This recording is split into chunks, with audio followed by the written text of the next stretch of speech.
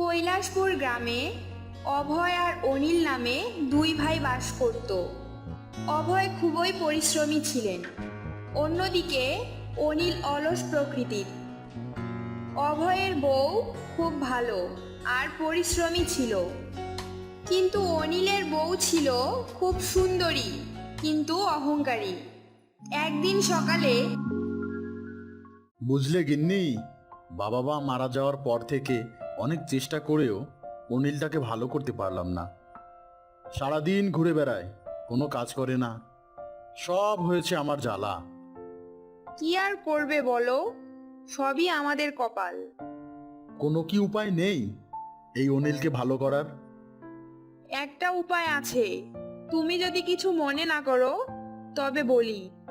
দেখো দেখি কি কাণ্ড। মনে করার কি আছে, বলো শুনি কি উপায়। তুমি ওকে আলাদা করে দাও। ওকে বলো আমরা আর একসঙ্গে খাবো না।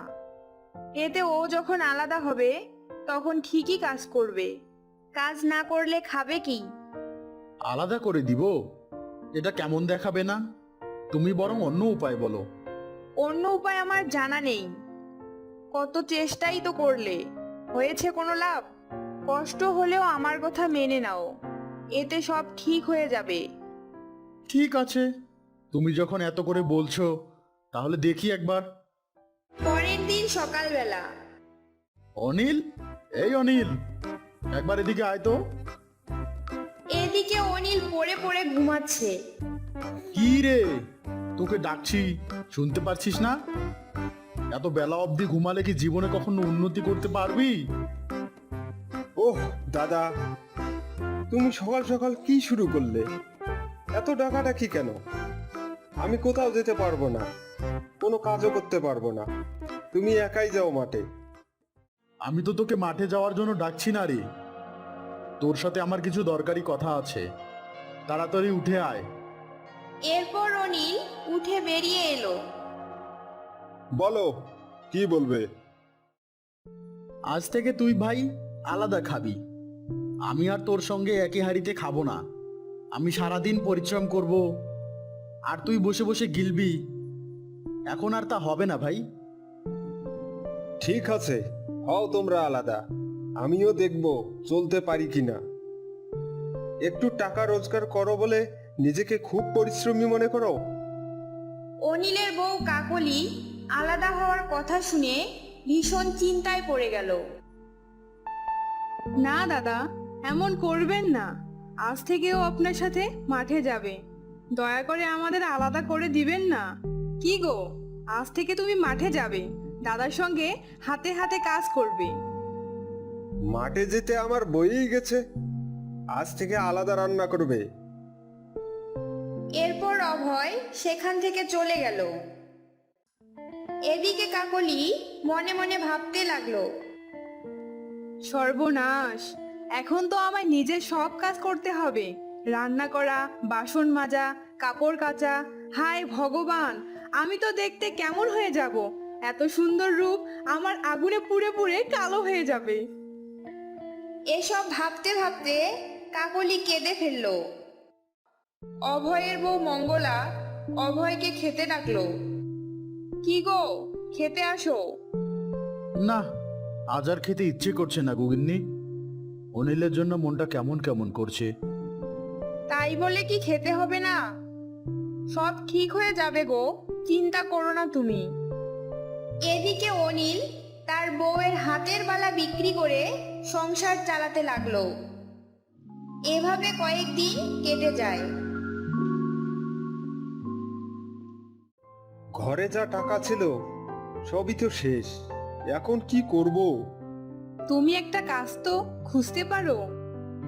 দাদার কাছ থেকে আমার ভাগের জমিগুলো আমায় নিতে হবে এবার। এ কথা বলে অনিল তার দাদার কাছে গেল। দাদা, তোমার সাথে আমার কিছু কথা আছে। আরে বল, কি বলবি? বাবা যা রেখে গেছে তার ভাগ আমি চাই। হ্যাঁ, ভাগ তো তুই পাবি, কিন্তু এখন ভাগ নিয়ে তুই কি করবি? আমার ভাগ আমি কি করব না করব সেটা আমার বিষয়, তোমাকে বলতে যাব কেন? আচ্ছা ঠিক আছে, তোর ভাগের জমি তুই পেয়ে যাবি। অভয় ভাবলো নিশ্চয়ই অনিল জমিতে চাষাবাদ শুরু করবে, তাই জমি চাচ্ছে। এরপর অভয় অনিলের ভাগের জমি অনিলকে বুঝিয়ে দিল। এদিকে অনিল জমি পেয়ে মহা খুশি। এই জমি বেচবো আর খাবো। দূর, কে গায়ে খেটে কাজ করতে যাবে? আমি ওসব করতে পারবো না। এরপর অনিল একটি একটি করে জমি বিক্রি করতে লাগলো আর বসে বসে খেতে লাগলো। এদিকে জমি বিক্রির কথা অভয়ের কানে পৌঁছালো।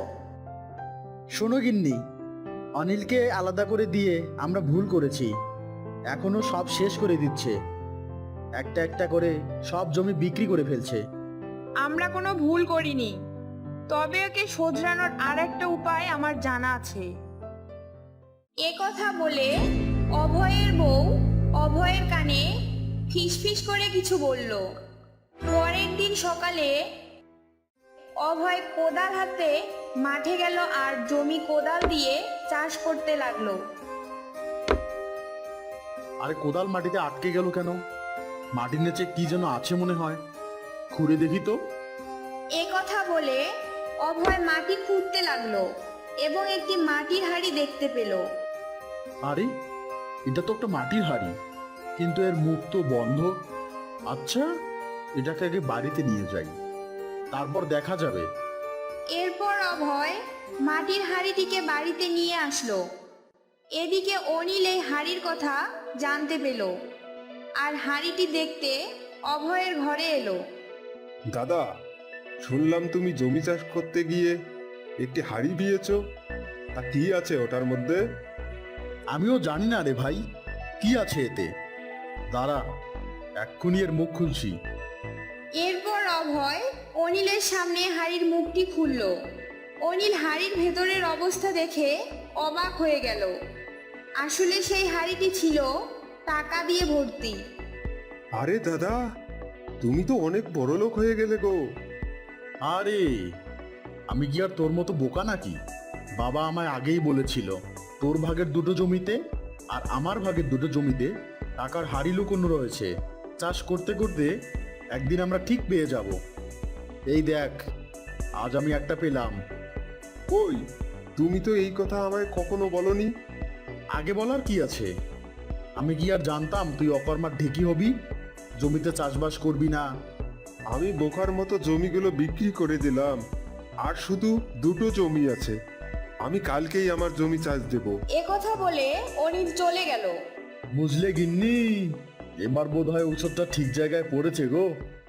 পরের দিন অনিল কোদাল নিয়ে মাঠে গেল আর জমিতে চাষ করতে লাগলো। কিন্তু সারা জমি চাষ হয়ে গেলেও কোথাও হাঁড়ির দেখা মিলল না। ওহ বাবা, আর পারছি না। পুরো জমি তো চাষ দেওয়া শেষ, কিন্তু হাড়ি তো পেলাম না এখনো। এরপর অনিল ক্লান্ত হয়ে বাড়িতে ফিরে আসলো।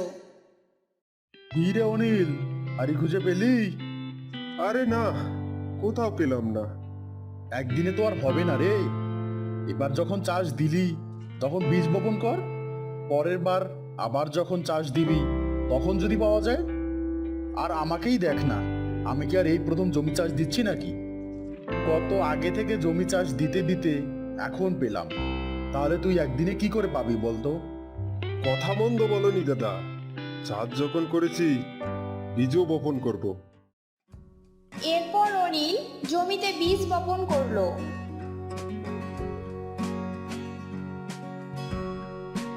কদিন পর অনিল অনেক ফসল পেল এবং সেগুলো বিক্রি করে অনেক টাকাও পেল। আরে বেশ তো, এভাবে ফসল হলে তো আমার কোনো অভাব থাকবে না। আমি একদিন বড়লোক হয়ে যাব, আর চাষ করতে থাকলে আমি একদিন টাকার হাড়িটাও পেয়ে যাব। এদিকে অভয় আর তার বউ অনিলের কাজ করতে দেখে ভীষণ খুশি হলো। ভাগ্যিস এমন বুদ্ধি দিয়েছিলে।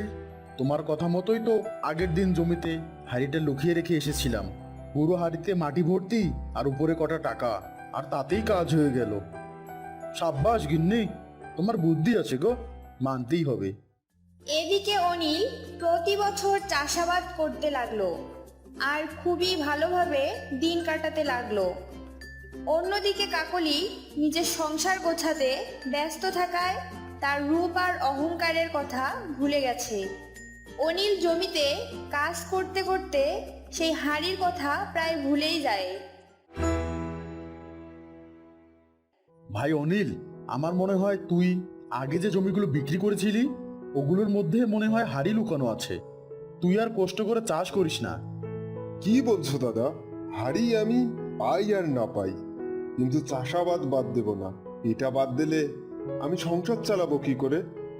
আমি এখন নিজের ভুল বুঝতে পেরেছি দাদা। কষ্ট করলে তবেই কৃষ্ট মেলে, পরিশ্রমেই সুখ বয়ে আনে। অভয় অনিলের এমন কথা শুনে মনে মনে ভীষণ খুশি হয়।